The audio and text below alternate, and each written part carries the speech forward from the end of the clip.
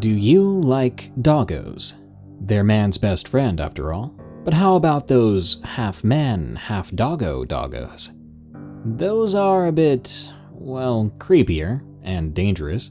Today's episode is yet another collection of werewolf sightings from viewers like you. Well, the viewers that didn't become werewolf food, that is. Enjoy these allegedly real sightings of werewolves, and be sure to like this video, comment below about the favorite pet you've ever had, and send me your stories at darkstories.org. Now, let's begin. Texas Werewolf from King. A quick note, this story was sent to me way back in 2017.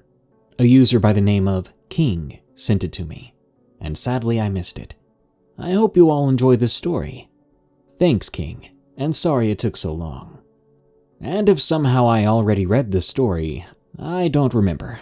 My memory is terrible these days. Now let's get started. Part 1.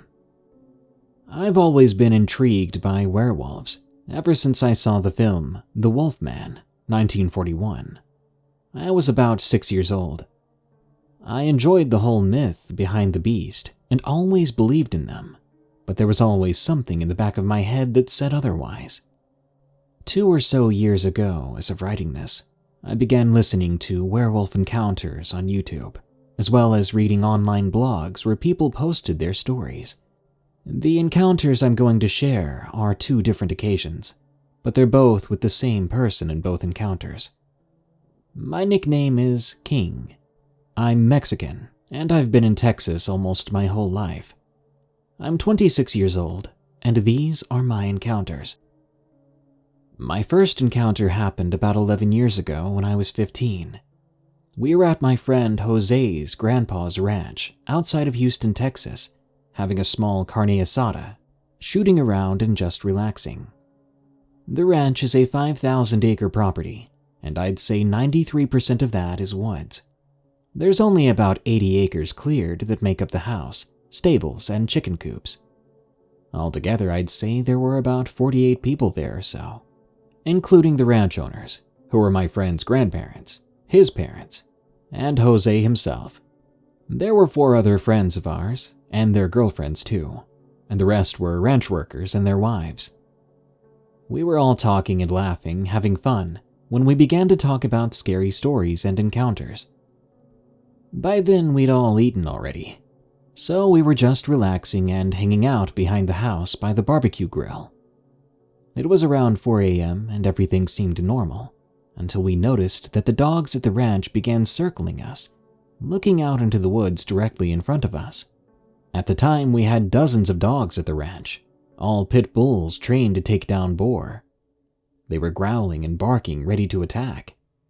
We turned to look towards where the dogs were looking, and we saw 2 yellow-orange eyes at about 90 feet from us or so, at a height of about 4 feet. We didn't know what it was.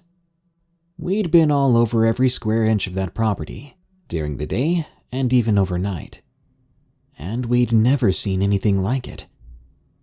They didn't look like a coyote's eyes. They were too high off the ground, too big to be a coyote's. We all went quiet, just stared at them for a few seconds, when I heard Jose's grandpa say in Spanish, "It's the same eyes." Jose's father, a ranch worker, and myself both turned around to look at him, seeing him grab his gun at that moment. He turned to see me and nodded in approval. I picked up my .357 from the table, stood up, and took aim at whatever that thing was. I was aiming for the eyes, and I swear at that moment, that thing redirected its attention at me.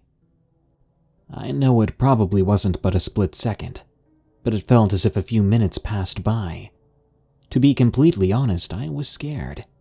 Here I was looking at something I knew nothing about, a creature that stood 4 feet tall and had been looking at us for who knows how long. I couldn't tell its actual size or weight, and I didn't know how fast it could move. I didn't know anything about it, but I knew if I missed, that creature would react. But luckily, we had enough ammunition between all of us, so surely we could take this thing down. As I was beginning to squeeze the trigger, the eyes raised, elevated off the ground more. They didn't wobble or twitch or blink. It was a smooth single motion. The only way I could describe it was when you crouch and your whole weight is being supported on your toes. Then you begin to rise slowly. Eyes elevating, except this thing reached about 8 or 9 feet tall, and I swear I felt my hand shaking before readjusting my aim for the eyes that were now a few feet from my original position. Jose whispered, "Ready when you are, King." I took a shot. Jose's grandpa followed suit.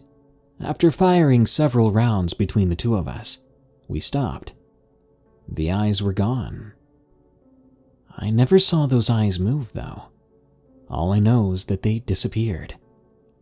We then heard trees shaking and branches breaking, but luckily the sound was getting further and further away, and that was that. By then everyone was standing up. Those who had guns had them in their hands, ready to aim if they saw something come back. Not too long after that, everyone was beginning to calm down. Jose's dad asked his dad, "Was that the same thing?" To which Jose's grandpa replied, "Yes." He then walked to the cooler and proceeded to get another beer, asking if anyone wanted another. Jose told him, "Grandpa, if you were serious about all those stories you used to tell me, you need to tell us what you know, so that we can be prepared if it comes back." His grandpa sighed and sat down. One thing I'd like to point out is that this man is a serious man, a real old-school Mexican. No jokes, no lies. Nowadays he plays with his grandkids, but he still has that seriousness to him. He was in both Mexican and American armies. Never have I heard him tell a lie about anything, not even to cover his own butt. After a drink of his Corona, he then told us he had encountered what he believed those eyes belonged to. Basically, he said it was a werewolf. The first time he saw it in Sinaloa, Mexico. He was about 15 then. He was out in the Sierra and was attacked by it while hunting with his father and 3 cousins. They'd shot at it but missed. The second time he'd encountered one was in Houston, Texas. He was 21 years old. He saw it on the side of the road, but only for a split second. He said their eyes locked onto each other. Lastly, he saw it when he was 40, outside of New Mexico, camping with his wife. He claimed that it charged at them and chased them all the way from the campsite to the tree line before the parking area. He told us that this thing took 3 shots from a 9mm to the chest and didn't do anything more than flinch. This would be his 4th time encountering it, and he believes they are different creatures, not the same one. We stayed there talking for some time, others still trying to comprehend what had happened for another couple of hours or so. Little by little, people went to sleep, although I doubt any of us got good sleep that night. Jose, his grandpa, his dad, and myself were the last 4 to stay outside, and we hadn't said a single word for close to 15 minutes at one point, when Jose's grandpa broke the silence, asking, "Y'all afraid?" We looked at each other, and I was the one who spoke out, telling them exactly what I felt when I took aim at the thing. I could tell everyone was surprised, especially coming from me, as I've never choked or thought twice about pulling the trigger.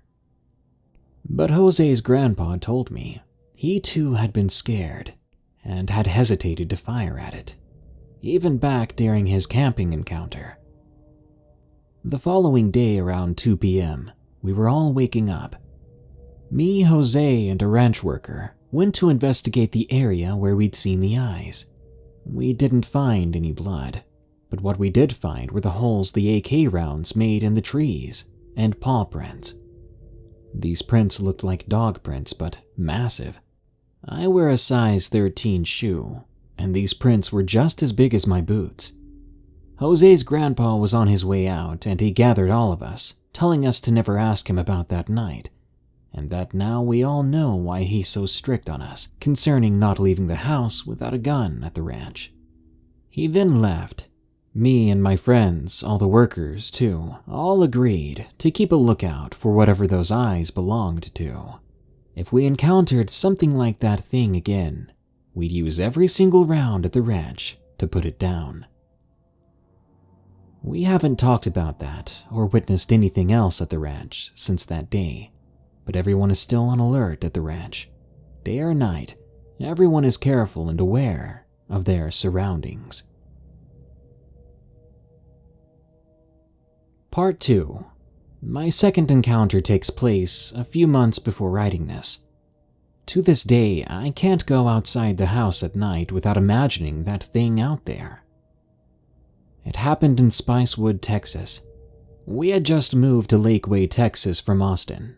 We had been there for a couple of months when I was leaving a client's home, where I did some irrigation system repair, and I got a call from my friend Jose, same one from the previous encounter. We talked for a couple of minutes, when I heard a miter saw turn on in the background. I asked if he was still working, to which he answered yes. I looked at the clock in my truck and it was around 7 p.m.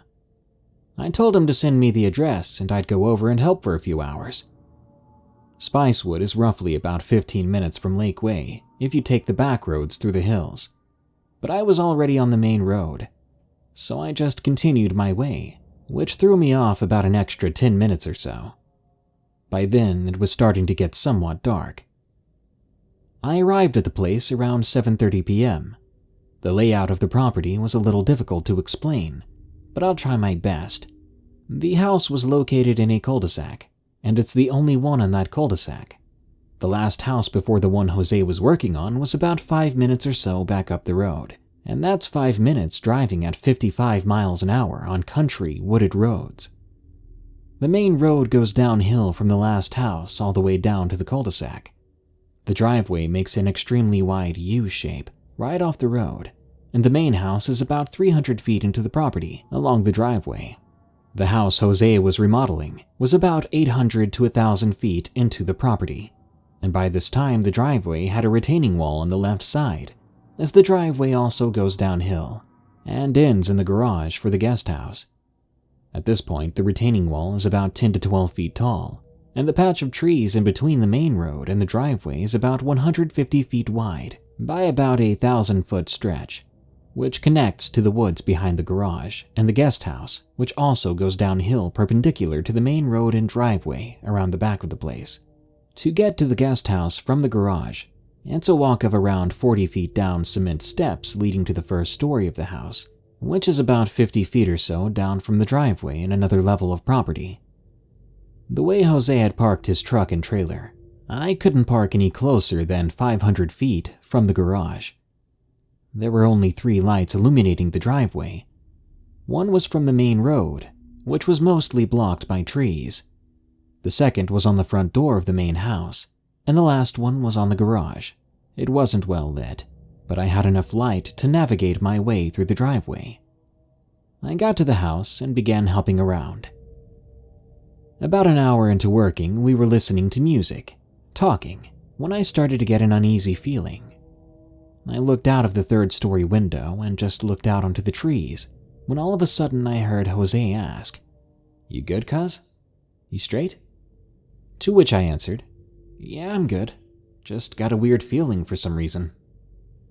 I honestly didn't know how to explain it, but it felt like someone was looking at me through the window, which of course was impossible. The closest house was a good 30 minutes away on foot, and odds were nobody would be out walking at this time, not way out here. And the main house was empty, as the people were out in Italy visiting the in-laws. It just felt weird, but it was a familiar weird. "You mean like that night at the ranch, King?" Jose said, and then it hit me. It was exactly like the feeling at the ranch when we saw those yellow eyes.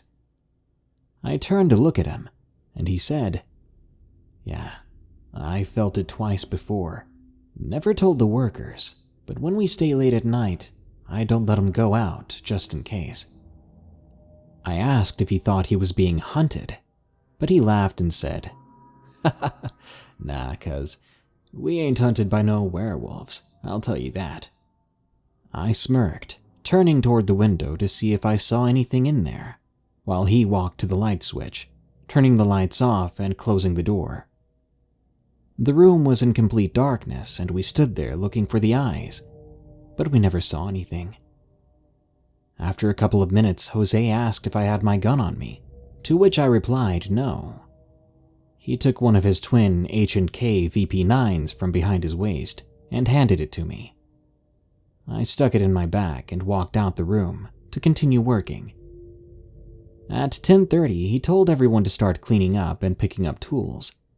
By 10:50, we were out the door and chilling on the porch when one of the workers asked if anyone had a lighter. No one did, but I told him I had one in the truck.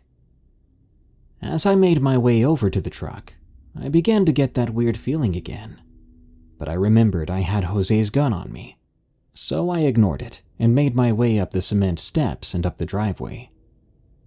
When I was halfway to the truck, I heard what sounded like panting and a dog semi-running in the trees between the driveway and the main road. I ignored it. I'm not scared of any big dogs, and if the worst happened, I could just scare him with a warning shot. I kept walking towards my truck when I saw a big black dog come out running from the trees.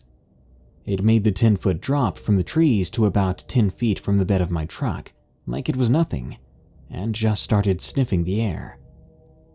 I've been around a lot of large dog breeds, and I've seen a lot of dog shows on Animal Planet, not to mention the world's biggest dog videos I've seen on YouTube. And this dog, it looked unlike anything I'd seen before. It had pointed ears like a Doberman, but the body was all wrong. It was too wide and bulky. It paced from left paw to right paw, sniffing the air as I continued to get closer. I was in a way amazed to see something so big, so bulky, and at the same time it looked similar to a dog.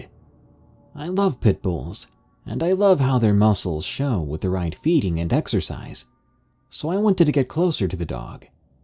My mind had completely forgotten about our encounter and how I'd been feeling part of this night. I walked closer and closer until I was about 30 feet away from it. It must have smelled me, because it stopped immediately and turned its head slightly to the side. That's when I realized I'd screwed up. This dog had a giant wolf head on it, like an extra wide German shepherd head.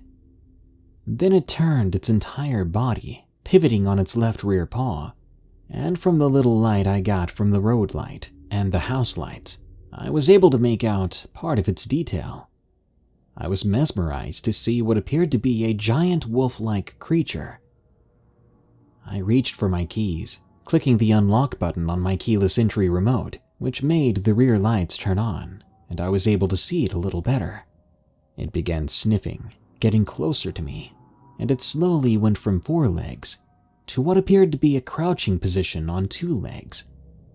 As it was sniffing and getting closer, it reached to grab onto the bed of my truck with its hand. Yes, a hand.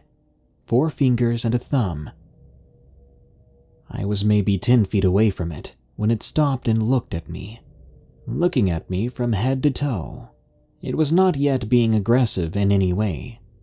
It appeared to be more curious, analyzing me. At that moment, I slowly reached for the gun on my back, and as I did, this thing slowly stood up to easily towering over me. It must have been 9 feet tall. As I brought the gun to my side, I took advantage of those few seconds to get a good look at it. Most of its fur was black, with a gray color on its chest area and hands. Its head looked like a wolf's, but proportionally larger, maybe 2 to 2.5 times the size of a normal wolf's head. It also had pointed ears and a long muzzle, big circular yellow eyes exactly matching those that we saw at the ranch. It didn't growl or make any threatening facial movements. His arms were long but muscular, ending in hands with long claws. I could tell that whatever he grabbed onto could easily get shredded into pieces, no doubt. His legs were thick, perfect for resistance and carrying his weight around. They were bent back like a dog's legs, and also ended in gigantic rear paws, not feet. It had a bushy tail like that of a wolf or maybe a golden retriever.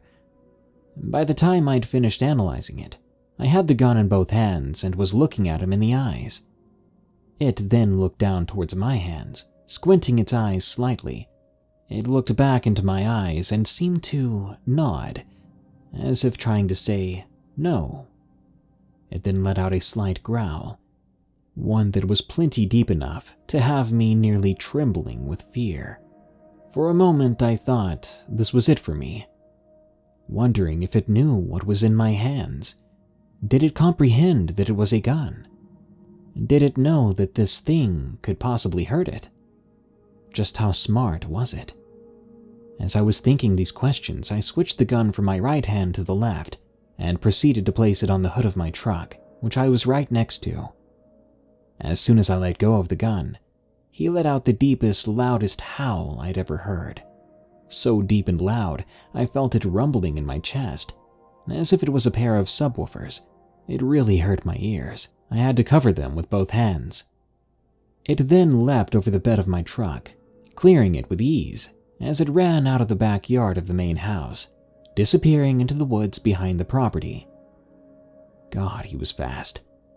He was more than fast. Unbelievable, so agile, swift, and fast for his size. By the time he disappeared into the woods, Jose was running towards me with his gun in hand, looking everywhere and clearing the area. Jose asked me with a shaky voice what I saw. I told him it was what his grandfather warned us about. I didn't want to give details as his workers were there. Then we heard another howl coming from behind us and another one in front of us, overlapping the previous one. It doesn't take a genius to know one ran to the right, and there was no way he was howling behind and in front of us at the same time. So we got into our trucks and got the heck out of there. Jose followed me back into Oak Hill, and we stopped at a bar for a much-needed bottle or two, while I explained what happened. We called his grandpa, who was in Sinaloa at the time, but he wasn't at his property. When he finally returned our call, I was already home, but still talked to him about it. We believed that this one was a different one than the one we encountered at the ranch. For the next 3 weeks or so, I woke up to the slightest noise. It was heck, as our AC came on close to 4 times at night. I couldn't walk outside the house at nighttime without thinking one of them would be there. My worst fear is that he is out there, and he'll try to come inside while my family's home, and I'm gone. I talked to my son as well as my friends' kids about what happened at the ranch all these years ago. I even mentioned my recent encounter. They believe me, and they've all promised to stay alert at the ranch, and that if they ever see yellow eyes at the ranch, they'll all form a circle, protecting each other's backs, and will make their way back to the house, letting us know what they've seen immediately. Now, I can't say if this is a bunch of men turning into werewolves, or a whole different species of animal, not yet officially discovered. But what I do know is that that thing must have recognized my gun. It showed signs of dislike as soon as he saw it. They seem to be extremely adept at hunting. The way those howls sounded, we had been surrounded the whole time, and we didn't even know it. I got a hold of a few people I know that are Native American. I shared my experience with them. All 3 of them come from different tribes, and they all had their own take based on their history. But the thing that all 3 of them told me that was the same was that these werewolves protect the tribe. They guard the area, making sure no threats come upon them. It knew that I wasn't an enemy. That's why I wasn't attacked, and the way it reacted to my weapon, it was simply asking me to put it away. And when I did so, he called off the ambush. I don't know if Spicewood has any links to Native American land or not. I wish I knew more. But what I do know is that if anyone comes looking for them here with bad intentions, they're not going to be so nice. Since this encounter, I've called off the attack on sight order at the ranch, and we'll just let these creatures be. If they're enemies, we'll take care of them the only way we know how. But if they're protectors, then I will respect their wishes. Morning Commute from J Rebel 86.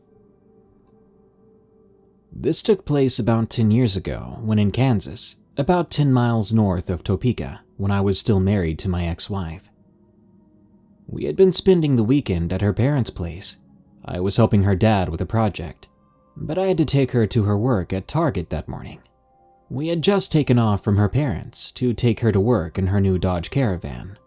We'd been traveling for about 5 minutes when we came to this bridge we've passed God knows how many times before. Nothing weird had ever happened. But today would prove to be different. We were going about 60, and we were just about in the middle of the bridge when something hit our van hard. I was trying to maintain control, all while my ex was screaming.